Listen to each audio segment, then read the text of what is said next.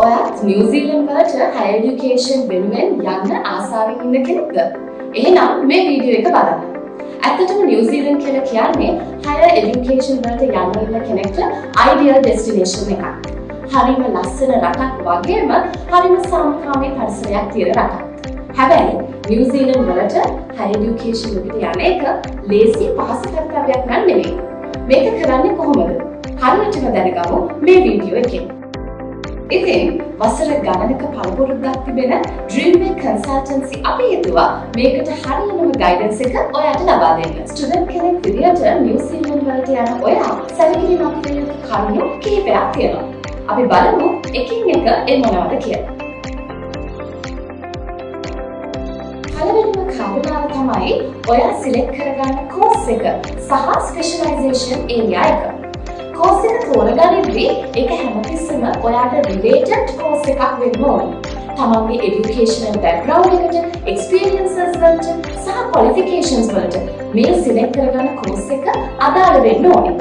ඊළඟට තමන් සිලෙක්ට් කරගන්න ස්පෙෂලායිසේෂන් ඒරියා එක නිව්සීලන්ත වල ඔපචුනිටිස් තියෙන, ඒ වගේම ඩිමාන්ඩ් එකක් තියෙන ස්පෙෂලායිසේෂන් ඒරියා එකක් කියලා අපි හොයලා බලන්න ඕනේ.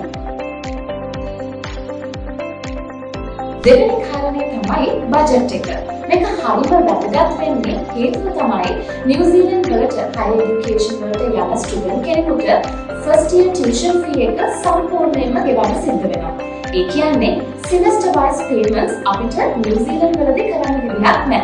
ඉතින් institution type එක, location එක මේ හැම දෙයක්ම තීරණය කරද්දී බජට් එක අපිට වැදගත් වෙනවා.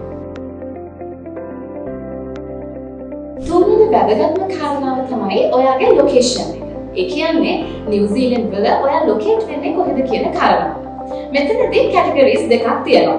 ඕක්ලන්ඩ් සහ out of Auckland. Auckland කියලා කියන්නේ නිව්සීලන්ත වල the largest and the most commercialized city එක. ඉතින් මේ city එකේ population එක ගොඩක් වැඩි. ඒ වගේම job opportunities, higher educational opportunities ගොඩක් වැඩි. වෙදර් එක ගත්තොත් ශ්‍රී ලාංකිකයෙකුට ගවන්න පුළුවන් වෙදර් එකක් තමයි ඕක්ලන්ඩ් වල තියෙන්නේ. ඊළඟට ඔයා out of Auckland වල තියෙන සිටි එකක් තමන්ගේ ලොකේෂන් එක විදිහට කන්සිඩර් කරනවා නම් ඒකෙන් ලැබෙන වාසිකීකයකුත් තියෙනවා. ඒ තමයි Auckland සිටි එකට වඩා out of Auckland සිටි එකක living cost එක, ඒ වගේම cost fee structures සාපේක්ෂව අඩුයි. හැබැයි Auckland වලට සාපේක්ෂව out of Auckland city එකක population එක අඩුයි. ඒ වගේම තමයි මේ weather condition එකත් සමහර වෙලාවකට ශ්‍රී ලාංකිකයෙකුට adverse වෙන්නත් පුළුවන්.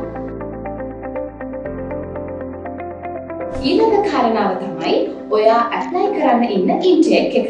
ඔයා බලාපොරොත්තු වෙන ඉන්න intake එකට මාස 10කට කලින්වත් අපි අපේ arrangements පටන් ගන්න ඕනේ. හේතුව තමයි අපි මුලින්ම at least 6 months natural funds පෙන්නන්න ඕනේ. ඊට පස්සේ මාස 3ක වගේ කාලයක් ගත වෙනවා visa process එකට.